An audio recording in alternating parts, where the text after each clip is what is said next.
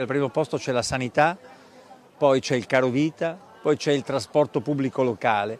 Tutti temi, qualcuno potrà dire, ma che immaginavate ci fossero? Sì, certo, tutti temi sui quali stiamo lavorando per costruire una proposta programmatica. Mercati, piazze, parchi, 160 gazebo in tutto il Veneto per intercettare bisogni e aspettative dei cittadini e con le loro proposte costruire il Veneto di domani, quello che uscirà dalle elezioni regionali.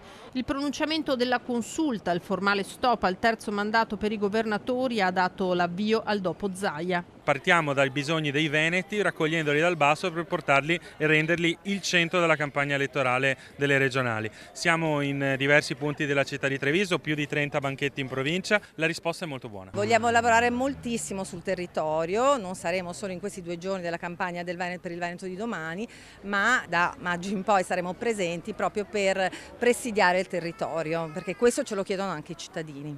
PD, Alleanza Verdi Sinistra, Movimento 5 Stelle, Veneto che vogliamo, il Veneto vale, più Europa, Volt, PSI e Movimento Socialista Liberale. Tra la gente per chiedere i 3 temi ritenuti prioritari in una lista di 10 e accogliere input e suggerimenti. Sono problemi, quello della sanità e quello del consumo di suolo, che ci siamo resi conto anche stamattina che sono al centro dell'attenzione dei veneti, insieme a quello del lavoro e del futuro dei giovani. Quella del futuro dei giovani è una grande preoccupazione che abbiamo riscontrato oggi. Mobilitazione promossa da un mix di anime politiche poi da far convivere. Noi siamo estremamente convinti che l'alleanza di centro-sinistra sia un'alleanza che in questo momento può dare al Paese un'alternativa, perché purtroppo il governo Meloni sta dimostrando di essere estremamente debole. Inizia la campagna elettorale di tutto il centro-sinistra, perché secondo me appunto insieme possiamo anche vincere e possiamo davvero pensare di dare un'alternativa a questa regione, a questo Paese. E poi c'è la questione del candidato presidente. C'è ancora un po' da trovare il candidato leader, ma penso che